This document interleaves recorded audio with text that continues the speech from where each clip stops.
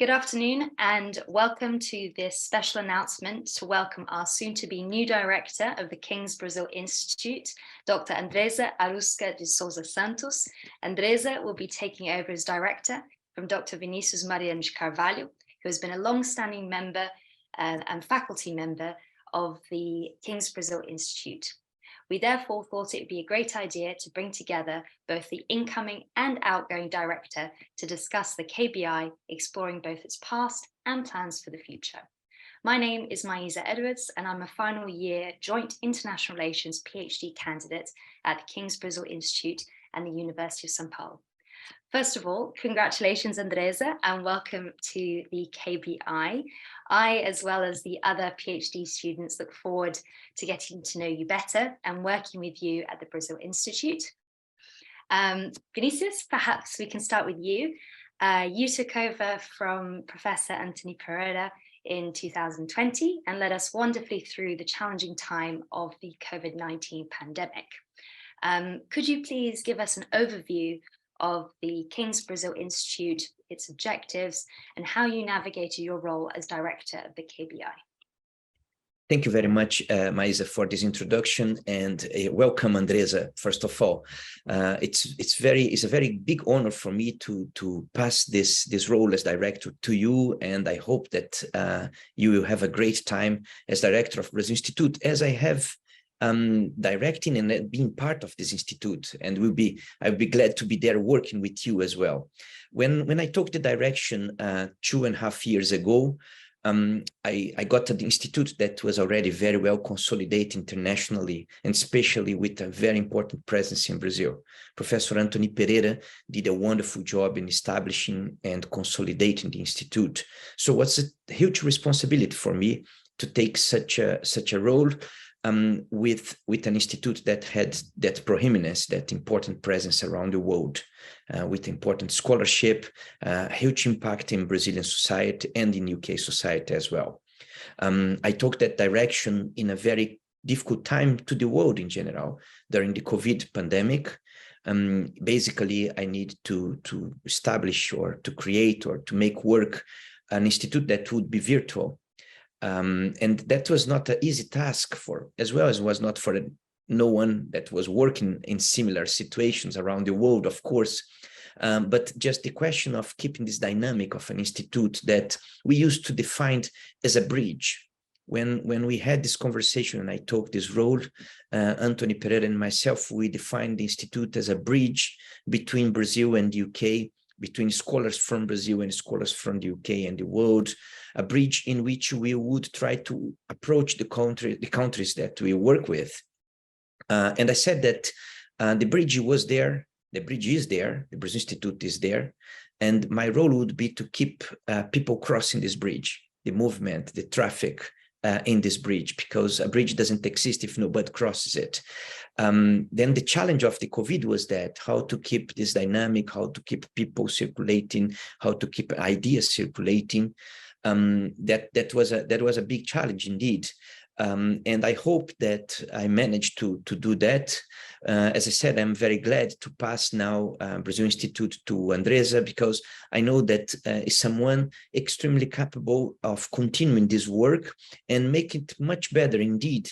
And after these 2.5 years that we worked online basically and start to having in-person events again, this bridge will need some repairs, some restoration perhaps, and I'm sure that Andreza will be an extremely competent person to do this job. Andreza is already known in our institute. She has been part of our community of Brazil Institute. She was keynote speaker in one of our Brazil weeks a few years ago, the last one we had before pandemic, I think. And she knows very much the sort of work that we do, and we are very proud of having her. And personally, I'm very, very happy to be working with her in this new phase for Brazil Institute. Amazing. Thank you, Vinicius. And just before moving on to Andreza, Vinicius, can we get a couple of your personal highlights from your time at the King's Brazil Institute? Well, that will be a big list, Maísa, because even under the circumstances, I think we managed to work quite well and do a lot for Brazil Institute and for King's College London. I would say that during this period, we consolidate our research clusters, putting together the scholars that are member of Brazil Institute and the PhD students in a more coordinate efforts of how to put together their research indeed.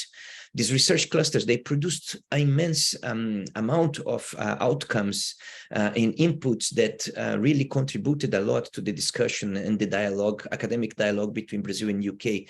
I would just quote some of them here. For instance, we had the Corruption and Anti-Corruption Brazil and China event managed by one of our members of staff in Brazil Institute and colleagues from the China Institute. We had the Military and Politics in Brazil Research Cluster that we also organized within Brazil Institute. We had the Brazilian Voices on the Road for COP26, a fantastic initiative in which several voices of Brazilian civil society had a space to talk virtually to us. We had an event that I was quite proud of, organized by our PhD students as well, the Women Leadership in Politics and IR, involving Brazilian perspective quite a lot. We had the multilingual literature events that was organized by yourself, Maísa, and we are very, very happy and proud of that. We established and introduced the STEM Education Hub with a collaboration of our colleague Arthur Galamba, who is in the School of Education, Communication and Society, impactful experience together with the British Council, dialoguing with STEM education in Brazil and UK. We had as well the celebration of the 10th anniversary of Brasiliana, Journal for Brazilian Studies, that has been for us a fantastic platform of projection of scholarship produced by Brazilians around Brazil and about Brazil as well. We started the Anthem Brazilian Studies series, in which we have published already several of the PhD theses of our students as well. We had Brazil Week, continuing the tradition of Brazil Week, that last year we managed to have it in person again with so good experience. Personally, I was involved and engaged with our Brazil ensemble that's still there playing Brazilian music for our audiences. And I also should mention the collaboration we had with the Center for Mexican Studies of UNAM that joined forces with us, and together we established the transatlantic dialogues, putting scholars from UNAM here in UK and people from UK and King's in particular in UNAM. Those dialogues, again, they showed how much we could do even under circumstances that were not ideal.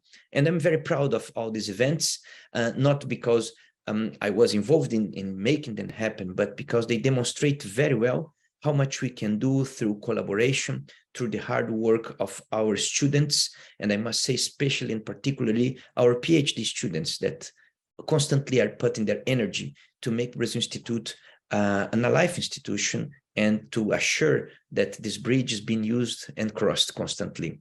Thank you. Fantastic. Thank you so much.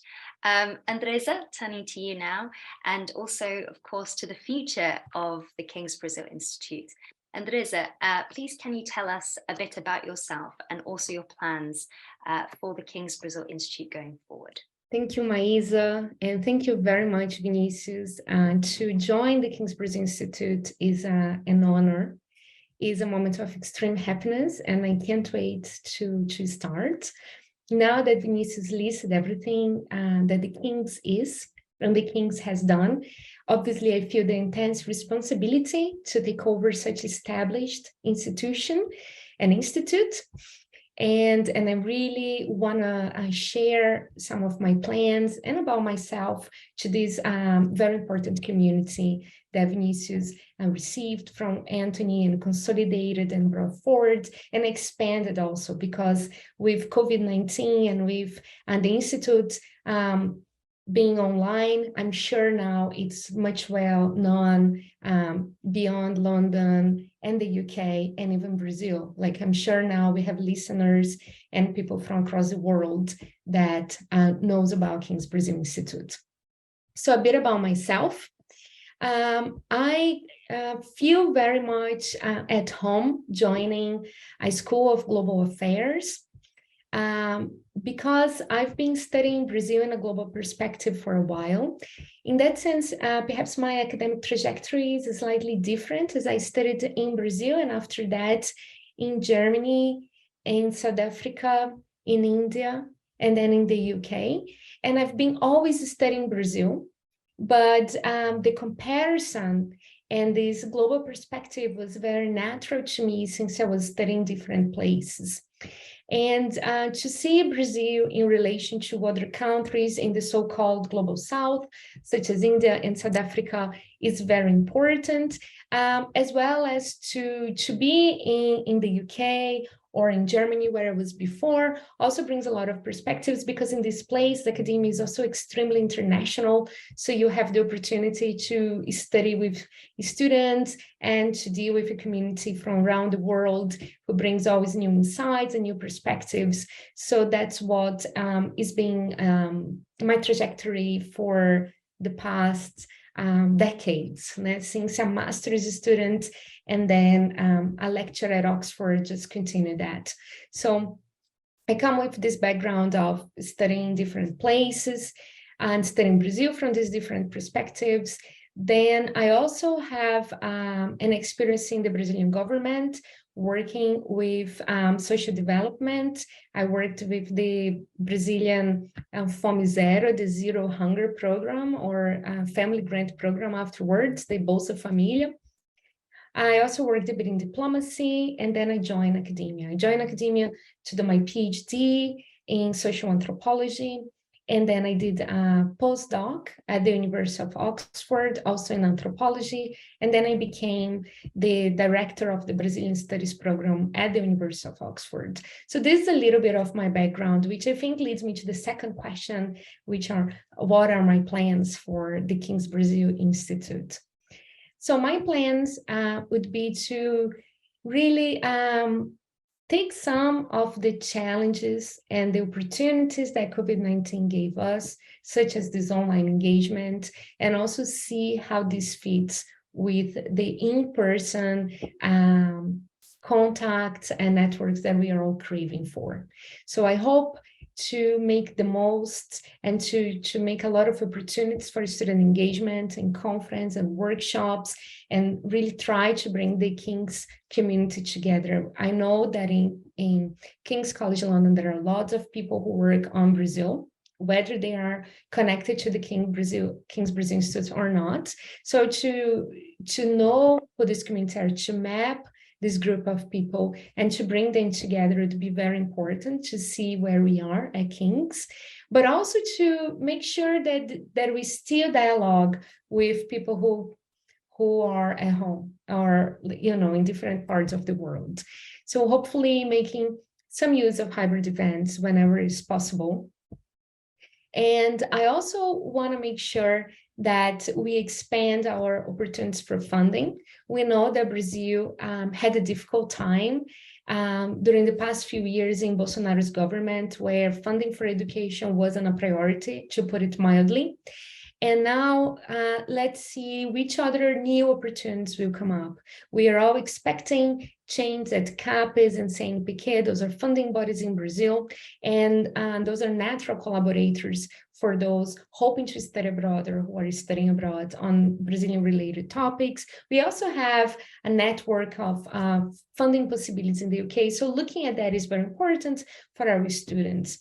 I also think students are at a bit of an anxious time as well, like what to do looking forward. We know that the labor landscape and employability landscape has changed, so do a lot of with a lot of empathy to also plan some career talks, to also see what are the perspectives of people studying Brazil abroad, studying about Latin America overseas.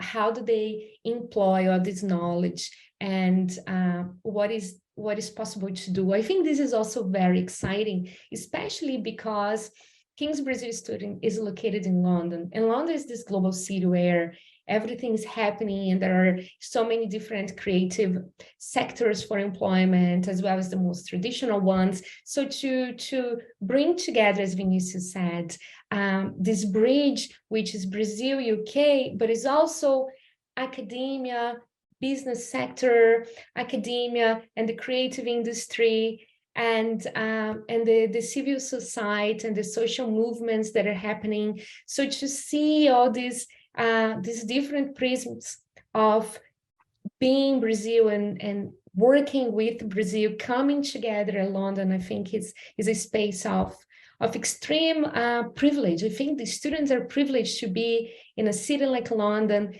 to be there. And I think I feel very special to be leading this moment where we can bring so many different forces together. I also think, and just to finalize, Maísa, I hope I'm not talking too much, that Brazil being such a divided society these days, as we see it is, and we have seen some horrible images happening just in the beginning of 2023 now. Having debates about Brazil's overseas, sometimes it's even easier than having them in Brazil. And London is such a good house for those debates, because we often have politicians, we have organized movements, we have leaders that will be coming to the city. So making the most of these opportunities to really debate Brazilian current affairs, to really make a contribution to also this country with its information and in transformation is extremely important. And I think we are in a very good position for that. So it's all very exciting.